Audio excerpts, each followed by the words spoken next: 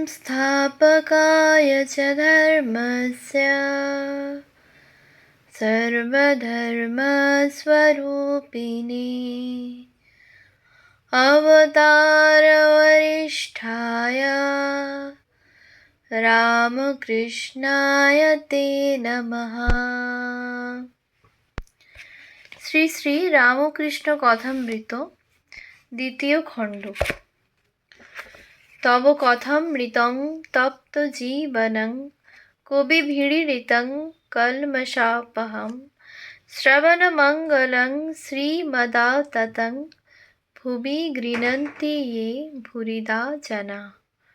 শ্রীমদ্ ভাগবত গোপী গীতা।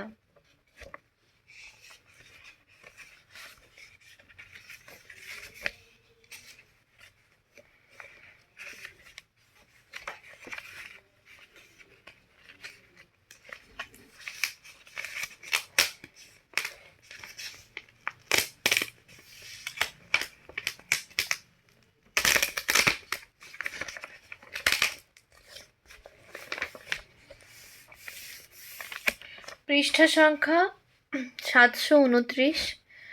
দক্ষিণেশ্বরে শ্রীরামকৃষ্ণের জন্ম মহোৎসব 1885 খ্রিস্টাব্দ।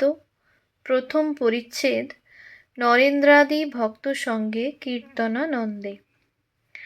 ঠাকুর শ্রী রামকৃষ্ণ দক্ষিণেশ্বর মন্দিরে উত্তর পূর্ব লম্বা বারান্দায় গোপীগোষ্ঠ ও সুবল মিলন কীর্তন শুনিতেছেন।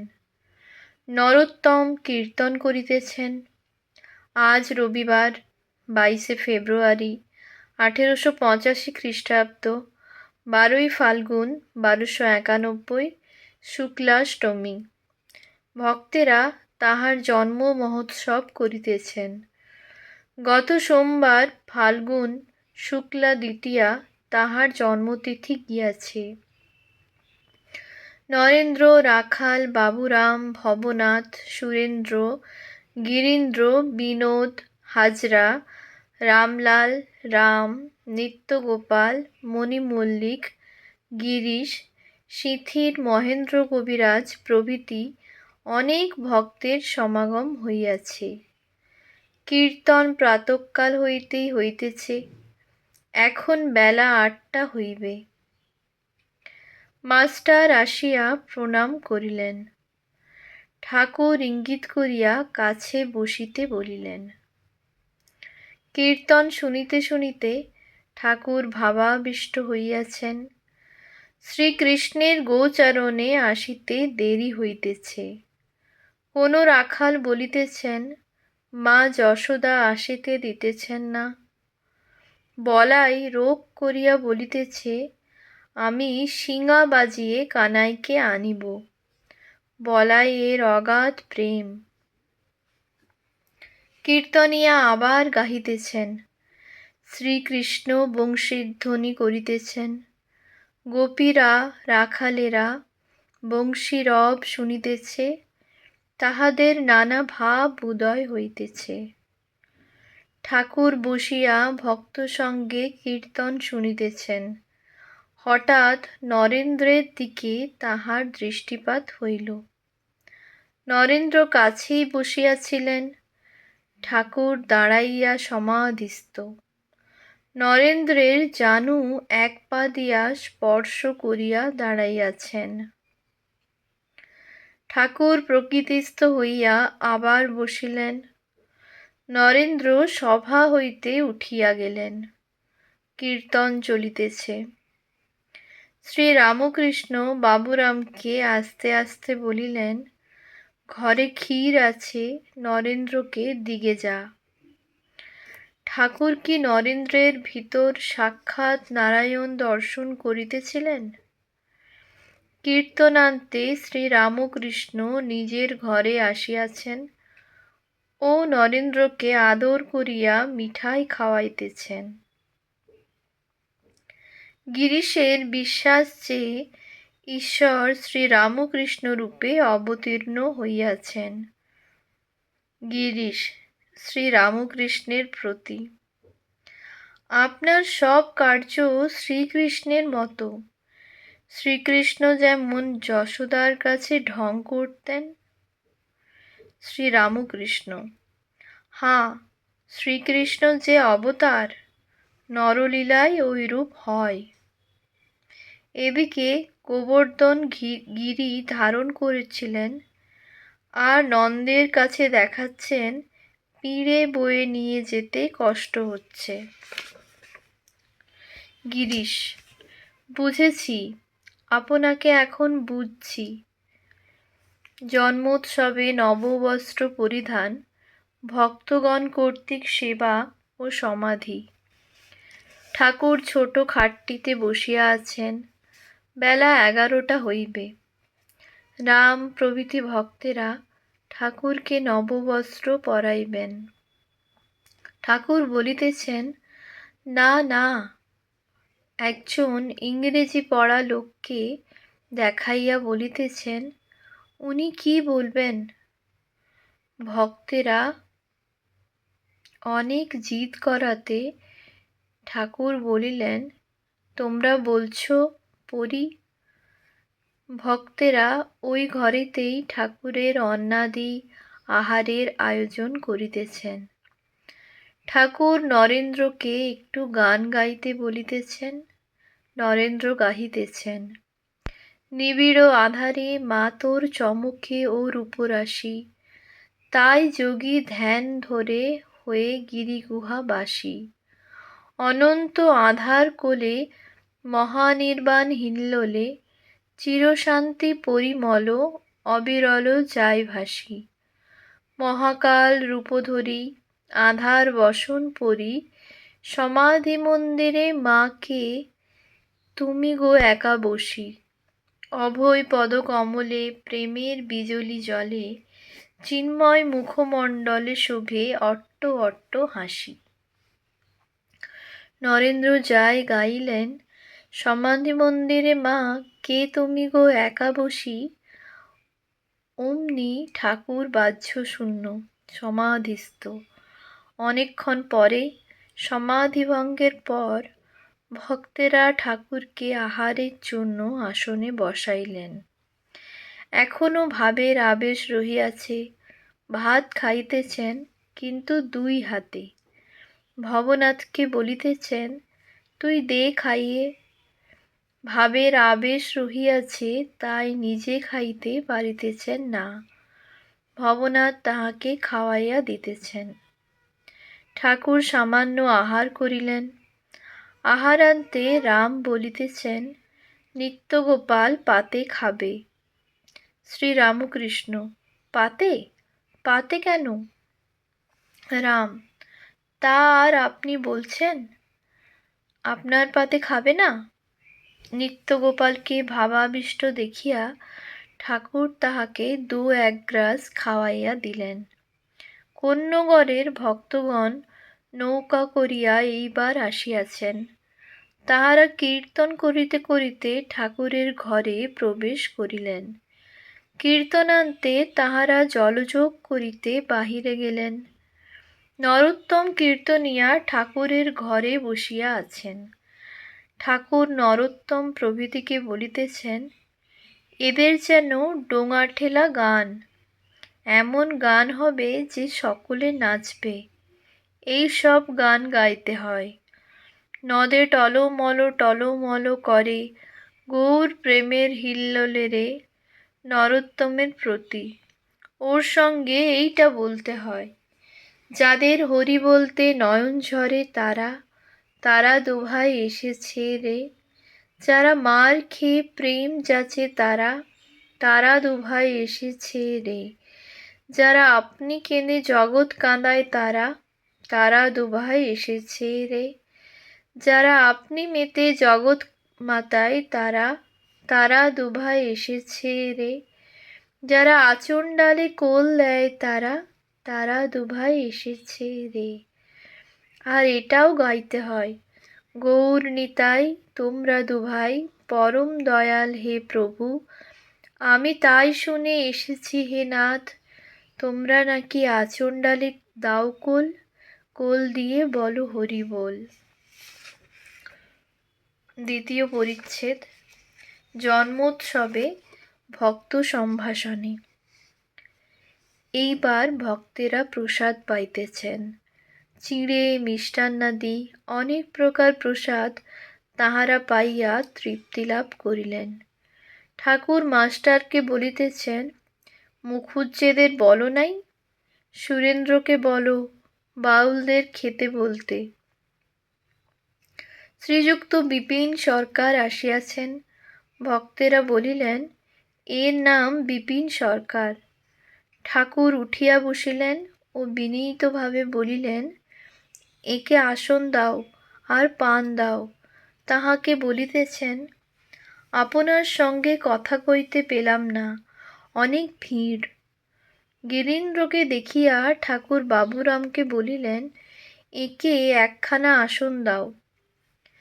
নিত্যগোপাল মাটিতে বসিয়াছেন দেখিয়া ঠাকুর বলিলেন, ওকেও একখানা আসন দাও। সিঁথির মহেন্দ্র কবিরাজ আসিয়াছেন। ঠাকুর সহাস্যে রাখালকে ইঙ্গিত করিতেছেন, হাতটা দেখিয়ে নে। শ্রীযুক্ত রামলালকে বলিতেছেন, গিরিশ ঘোষের সঙ্গে ভাব করো, তাহলে থিয়েটার দেখতে পাবি। হাস্য। নরেন্দ্র হাজরা মহাশয়ের সঙ্গে বাহিরের বারান্দায় অনেকক্ষণ গল্প করিতেছিলেন।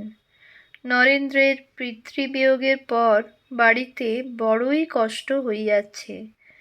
এইবার নরেন্দ্র ঘরের ভিতর আসিয়া বসিলেন। নরেন্দ্রের প্রতি ঠাকুরের নানা উপদেশ। শ্রীরামকৃষ্ণ নরেন্দ্রের প্রতি, তুই কি হাজরার কাছে বসেছিলি? তুই বিদেশিনী, সে বিরোহিনী। হাজরারও ১,৫০০ টাকা দরকার। হাস্য। হাজরা বলে, নরেন্দ্রের ১৬ আনা সত্ত্বগুণ হয়েছে, একটু লালচে রজগুণ আছে। আমার বিশুদ্ধ সত্ত্ব ১৭ আনা। সকলের হাস্য। আমি যখন বলি, তুমি কেবল বিচার করো তাই শুষ্ক, সে বলে, আমি সৌরসুধা পান করি তাই শুষ্ক।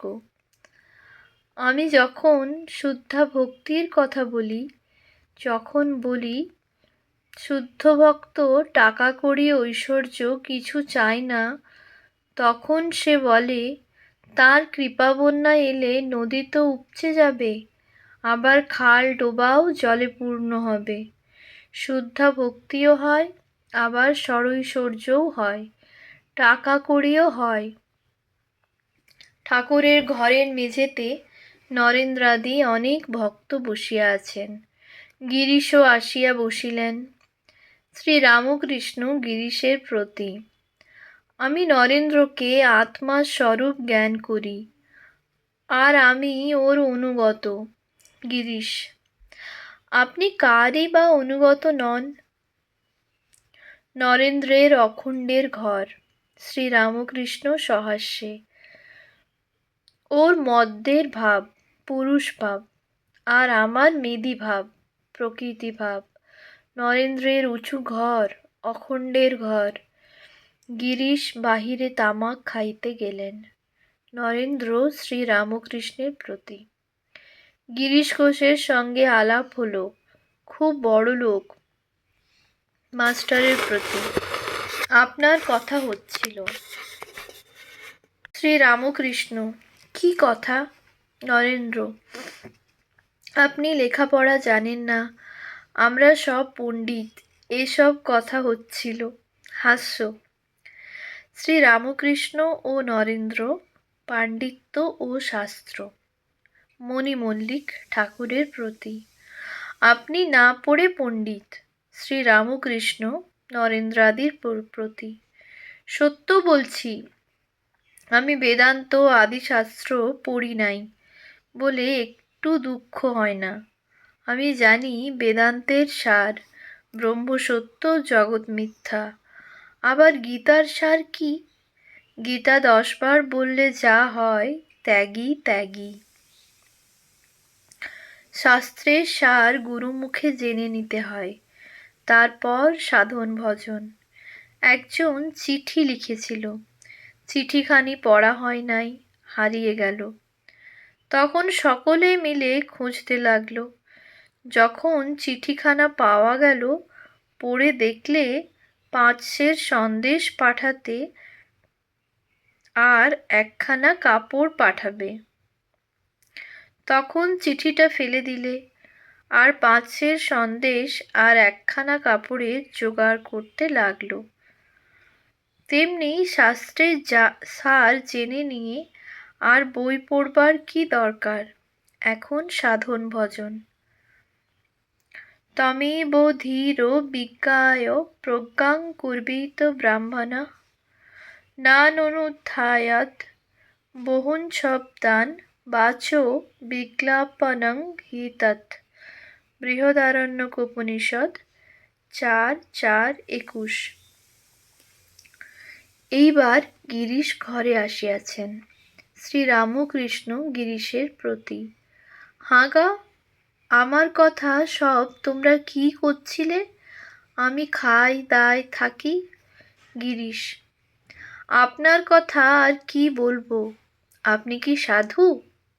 শ্রীরামকৃষ্ণ, সাধু টাধু নয়, আমার সত্যই তো সাধুবোধ নাই।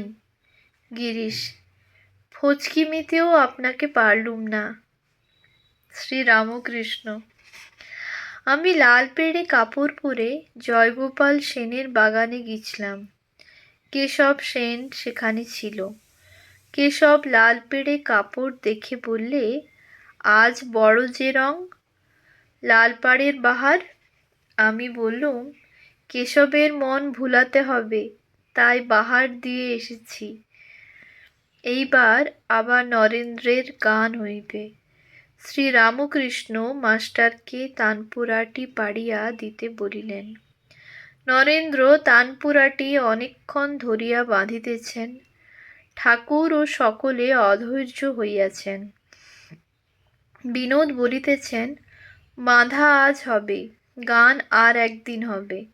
সকলের হাস্য। শ্রীরামকৃষ্ণ হাসিতেছেন আর বলিতেছেন, এমনি ইচ্ছে হচ্ছে যে তানপুরাটা ভেঙে ফেলি। কি টং টং, আবার টানা নানা নেড়ে নুম হবে। ভবনাথ, যাত্রার গোড়ায় অমনি বিরক্তি হয়। নরেন্দ্র বাঁধিতে বাঁধিতে, সে না বুঝলেই হয়। শ্রীরামকৃষ্ণ সহাস্যে, ওই আমাদের সব উড়িয়ে দিলে। নরেন্দ্রের গান ও শ্রীরামকৃষ্ণের ভাবাবেশ, অন্তর্মুখ ও বহির্মুখ, স্থির জল ও তরঙ্গ। নরেন্দ্র গান গাহিতেছেন, ঠাকুর ছোট খাটটিতে বসিয়া শুনিতেছেন। নিত্যগোপাল প্রভৃতি ভক্তেরা মেঝেতে বসিয়া শুনিতেছেন। 1. অন্তরে জাগিছ ও মা অন্তর যামিনী, কোলে করে আছো মোরে দিবস যামিনী। 2. গাও রে আনন্দময়ীর নাম, ওরে আমার একতন্ত্রী প্রাণের আরাম। 3. নিবিড় আঁধারে মা তোর চমকে ও রূপরাশি, তাই যোগী ধ্যান ধরে হয়ে গিরি গুহাবাসী। ঠাকুর ভাবাবিষ্ট হইয়া নিচে নামিয়া আসিয়াছেন ও নরেন্দ্রের কাছে বসিয়াছেন। ভাবাবিষ্ট হইয়া কথা কহিতেছেন। শ্রীরামকৃষ্ণ, গান গাইব? থু থু, নিত্যগোপালের প্রতি, তুই কি বলিস উদ্দীপনের জন্য গান শুনতে হয়? তারপর কি হলো আর কি গেল? আগুন জ্বেলে দিলে সে তো বেশ, তারপর চুপ। বেশ তো, আমিও তো চুপ করে আছি, তুইও চুপ করে থাক। আনন্দ রসে মগ্ন হওয়া নিয়ে কথা। গান গাইব? আচ্ছা, গাইলেও হয়। জল স্থির থাকলেও জল, আর হেললে দুললেও জল। নরেন্দ্রকে শিক্ষা, জ্ঞান অজ্ঞানের পার হও। নরেন্দ্র কাছে বসিয়া আছেন, তার বাড়িতে কষ্ট, সেই জন্য তিনি সর্বদা চিন্তিত হইয়া থাকেন। তাহার সাধারণ ব্রাহ্ম সমাজে যাতায়াত ছিল। এখনও সর্বদা জ্ঞান বিচার করেন। বেদান্তাদি গ্রন্থ পড়িবার খুব ইচ্ছা। এক্ষণে বয়স 23 বৎসর হইবে। ঠাকুর নরেন্দ্রকে এক দৃষ্টে দেখিতেছেন। শ্রীরামকৃষ্ণ সহাস্যে নরেন্দ্রের প্রতি, তুই তো আকাশবৎ, তবে যদি ট্যাক্স অর্থাৎ বাড়ির ভাবনা না থাকত। সকলের হাস্য। কৃষ্ণকিশোর বলতো আমি একদিন তার বাড়িতে গিয়ে দেখি সে চিন্তিত হয়ে বসে আছে, বেশি কথা করছে না। আমি জিজ্ঞাসা করলুম, কি হয়েছে গা, এমন করে বসে রয়েছ কেন? সে বললে, টেক্সোওয়ালা এসেছিল। সে বলে গেছে টাকা যদি না দাও তাহলে ঘটিবাটি সব নিলাম করে নিয়ে যাব। তাই আমার ভাবনা হয়েছে। আমি হাসতে হাসতে বললাম, সে কি গো, তুমি তো আকাশপথ, যাক শালারা ঘটিবাটি নিয়ে যাক, তোমার কি? তাই তোকে বলছি, তুই তো এত ভাবছিস কেন? কি জানিস, এমনি আছে। শ্রীকৃষ্ণ অর্জুনকে বলছেন, অষ্টসিদ্ধির একটি থাকলে কিছু শক্তি হতে পারে, কিন্তু আমায় পাবে না। সিদ্ধা এর দ্বারা বেশ শক্তি, বল, টাকা এইসব হতে পারে, কিন্তু ঈশ্বরকে লাভ হয় না। আর একটি কথা, জ্ঞান অজ্ঞানের পার হও। অনেকে বলে অমুক বড় জ্ঞানী, বস্তুত তা নয়। বশিষ্ঠ এত বড় জ্ঞানী, পুত্র শোকে অস্থির হয়েছিল। তখন লক্ষ্মণ বললেন, রাম, এ কি আশ্চর্য, ইনিও এত শোকার্ত? রাম বললেন, ভাই, যার জ্ঞান আছে তার অজ্ঞানও আছে, যার আলো বোধ আছে তার অন্ধকার বোধও আছে, যার ভালো বোধ আছে তার মন্দ বোধও আছে, যার সুখবোধ আছে তার দুঃখ বোধও আছে। ভাই, তুমি দুইয়ের পারে যাও, সুখ দুঃখের পারে যাও, জ্ঞান অজ্ঞানের পারে যাও। তাই তোকে বলছি, জ্ঞান অজ্ঞানের পার হও। ওম শান্তি শান্তি শান্তি। হরি ওম তৎসৎ। শ্রীরামকৃষ্ণার্পণমস্তু।